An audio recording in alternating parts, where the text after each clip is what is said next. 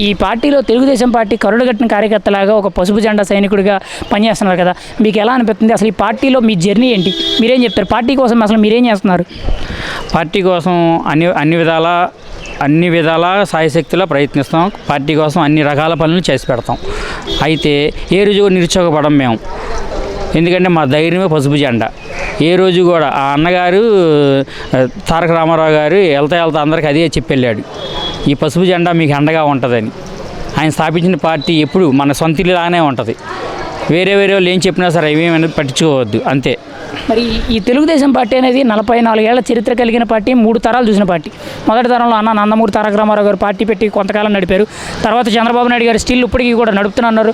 3వ తరం నాయకుడైన నారా లోకేష్ గారు కూడా పార్టీ పగ్గాలు మొన్ననే చేపట్టి ఇప్పుడే ఆయన ఒక లైన్ అప్ చేసుకుంటూ వస్తున్నారు. ఎలా అనిపిస్తుంది ఈ నాయకత్వం? మీకు ఎలా అనిపిస్తుంది? ఈ పార్టీలో పనిచేస్తున్నందుకు మీకు ఎలా అనిపిస్తుంది అంటారు?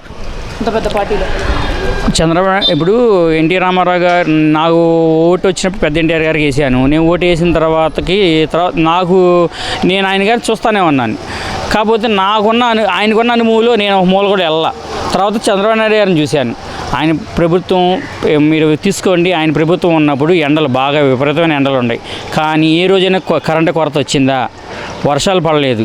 ఆయన ఉన్న అన్ని రోజులు వర్షాలు పడలేదు. ఏ రోజైనా కరెంటు కొరత వచ్చిందా? రాలేదు.